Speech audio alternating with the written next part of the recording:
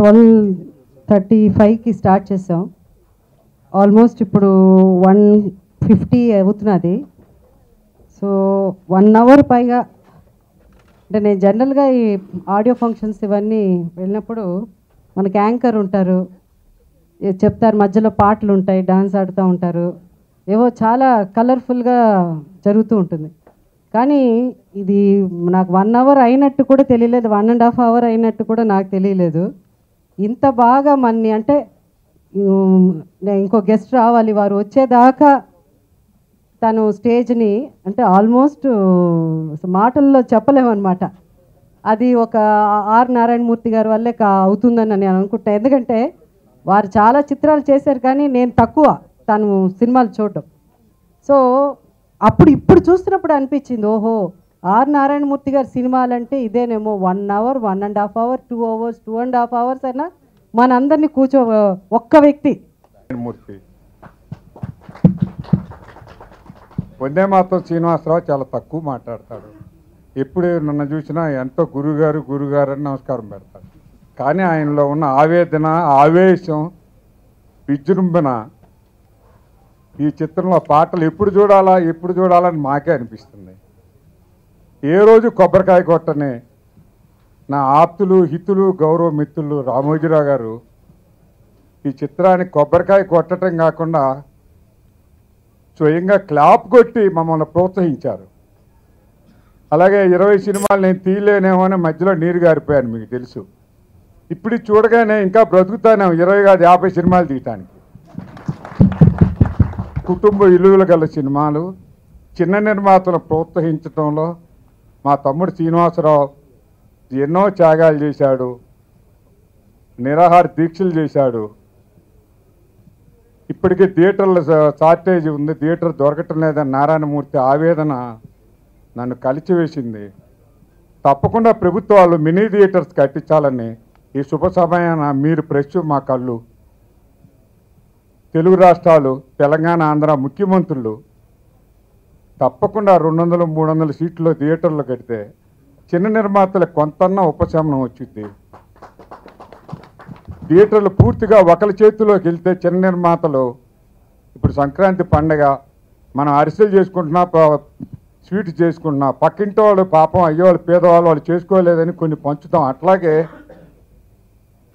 చిన్న నిర్మాతలు పండగ రోజుల్లో మీ సినిమాలు ఏందండి అవతల 2000-3000 థియేటర్లు వస్తుంటాయంటే వీళ్ళు పండగ చేసుకోకూడదా, వీళ్ళు ఆనందించకూడదా? సంక్రాంతి పండగ వానాకాలం ఏ సినిమాలు లేని రోజుల్లోనే వెయ్యాలా?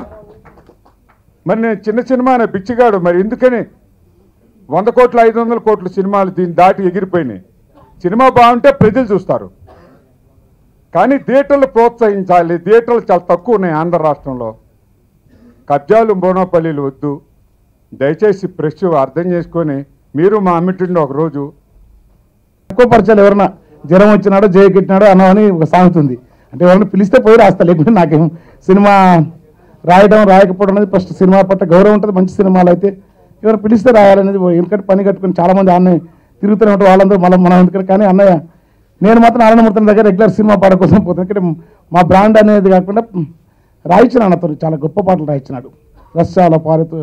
రష్యాల జారుతూ రణభీరి మోగించి గెలిచిన బోల్సెవికి వీర్యాలు, మాసి అంగు పంత మాసిపోని పుంత లాంగు మార్చు విజయ కేతనాలు, డెమిట్రోవు బాట తూర్పు జర్మనీ కోట చిత్రాల్లో మిర్చేటి కెంపురాలు, హోచిమిని చూపు వియత్నామ గెలుపు అమెరికా అపజయం ఆయురాలు అనే పాట ఒక అంతర్జాతీయ కమ్యూనిస్ట్ ఉద్యమం మీద మొత్తం ఎర్రజెండాను ఆకాశానికి ఎత్తే కుండలాలో కోణలాలో పాట రాయించి నాతోని అనేక పాటలు అట్లా నాతో రాయిస్తున్న మాన్యుడు పాదాబంధనాయనకు.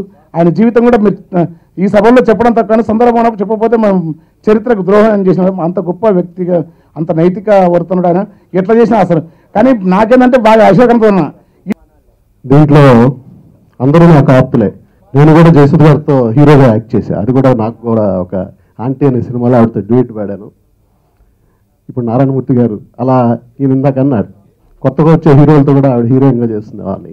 మేబీ జరగచ్చు. వాటన్నిటికంటే నాకు చాలా ఆనందమైన విషయం ఏంటంటే, నేను ఒక 30-40 పాటలు చేస్తుంటాను నా కెరీర్ స్టార్ట్ అయినప్పటి నుంచి.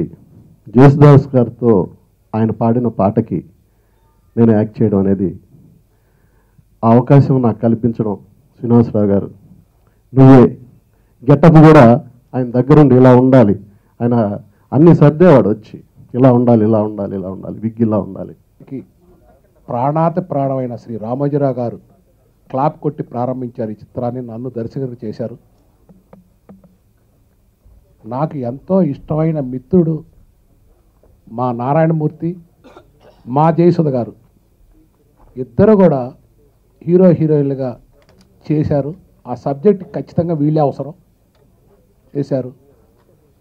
ప్రతి టెక్నీషియన్, మిగతా ఆర్టిస్టులు చిన్న గారి నుంచి చలపతి గారి దగ్గర నుంచి వైవిజయ గారి దగ్గర సుధా గారి నుంచి అందరూ కూడా ఈ సినిమాకి ఒక ఇంటిని పిల్లర్స్ మోసినట్టు వాళ్ళు మోసి బాగా వాళ్ళు యాక్ట్ చేశారు. నారాయణమూర్తి గారు మీకు తెలుసు, ఆయన నిర్మాత దర్శకుడు అయినా సరే ఒక చిన్న పిల్లవాళ్ళలాగా, ఒక నేను మాస్టర్ అయితే ఆయన ఒక స్టూడెంట్ లాగా చాలా చక్కగా జయసుధ గారు మహానటి, ఆవిడ గురించి ఇంక చెప్పే పని లేదు. Mr Vandema Srinivas audio function ఇది. Mr Vandema Srinivas is like Mahendra Kapoor to south. ఏమి రాగం, ఏమి స్టామినా, ఏమి ఆర్ద్రత, ఏం మాధుర్యం. దాన్ని మించి గొప్ప గాయకుడు కాకుండా గొప్ప సంగీత దర్శకుడైనా. 30 ఏళ్ళ బట్టి నేను తీస్తున్న సినిమాలు కానీ అనేక సినిమాలు ఆయన చేసినా మేము చాలామంది ప్రజాకవులు బాణీలు తెచ్చుకుంటూ మేము చేసుకుంటూ వస్తున్నామండి. అందులో ఆయన కూడా స్వరాలు కట్టాడండి ఆయన. అలా కాకుండా బయట సినిమాలు ఏమైతే ఉన్నాయో, ఓ జయం మనదేరా, ఓ దేవుళ్ళు, ఓ పెళ్లి పందిరి, ఓ స్వయంవరం, ఇలా చిత్రాలకు ఆయన మ్యూజిక్తో అనన్య సామాన్యటువంటి కాంట్రిబ్యూట్ చేశాడండి ఆయన. అదే కోవలో మళ్ళీ హెడ్ కానిస్టేబుల్ వెంకటరామ సినిమాకి అంత బ్రహ్మాండమైన మ్యూజిక్ ఆయన బాణీలు కట్టాడండి, అలా ఇచ్చాడండి. Thanks Mr Vandema Srinivas. కదలవారి శ్రీనివాస్ గారు ముందే చెప్పారు దర్శకుడు, మిస్టర్ శ్రీనివాస్ గారు 6 సినిమాలో ఉన్నట్టు నా పాటలు ఉండకూడదు. ఎన్నో మంచి పాటలు ఇచ్చి నన్ను ఒక మెట్టు కాదు 10 మెట్లు ఎక్కించిన నాకు అత్యంత ఒక మా గురుగారు. సో నాకు ఈ సినిమాకి అవకాశం ఇచ్చినందుకు మరొక్కసారి నా ధన్యవాదాలు తెలియజేసుకుంటూ, గురుగారు మన చదర దగ్గరికి వాళ్ళ ఇంటికి తీసుకెళ్లారు. అక్కడ ఆయన నాకు కథ చెప్పారు. ఇప్పుడు మీకు నారాయణమూర్తి గారు చెప్తానే ఉన్నారు, ఈ సినిమాలో వేరే రకంగా పాటలు రాయించాలి, వేరే రకంగా పాటలు మ్యూజిక్ చేయించాలి అని అన్నారు. ఈ సినిమాలో వందే మాతరం గారు హీరో అని అన్నారు. ఇప్పుడు నిజమేది, ఎందుకంటే ఆయన ఇచ్చిన ట్యూన్కి నేను రాయలేదు, నేను రాసినటువంటి లిరిక్స్కి ఆయన ట్యూన్ కట్టారు. ఒక మహాదేవన్ గారు లాగా. మహాదేవన్ గారు ఎప్పుడు కూడా పాటకు ట్యూన్ ఇచ్చేవారు కాదట. నేను చాలా సినిమాల్లో చాలా పాటలు నేను పాట రాస్తే వందే మాతరం గారు దానికి ట్యూన్ చేశారు. పాటకు ట్యూన్ కట్టేటువంటి ఒక అద్భుతమైనటువంటి ప్రతిభ కలిగినటువంటి సంగీత దర్శకులలో వందే మాతరం గారు ఒకరు. నా జీవితంలో మొట్టమొదటిసారి తొలి రోజులలో నా కోసం వెతుక్కుంటూ మా ఇంటికి వచ్చి నా చేత తన సినిమాలో పాట రాయించి, అప్పుడున్న 116లు 216లు ఇస్తున్న రోజులలో మొట్టమొదటిసారిగా నాకు నా పాటకు విలువ పెంచి నా జీవితంలో తొలిసారి నేను 10,000 రూపాయల ఆ బండిల్ చూసింది నారాయణమూర్తి గారి చేతుల మీదుగా ఇచ్చినప్పుడు.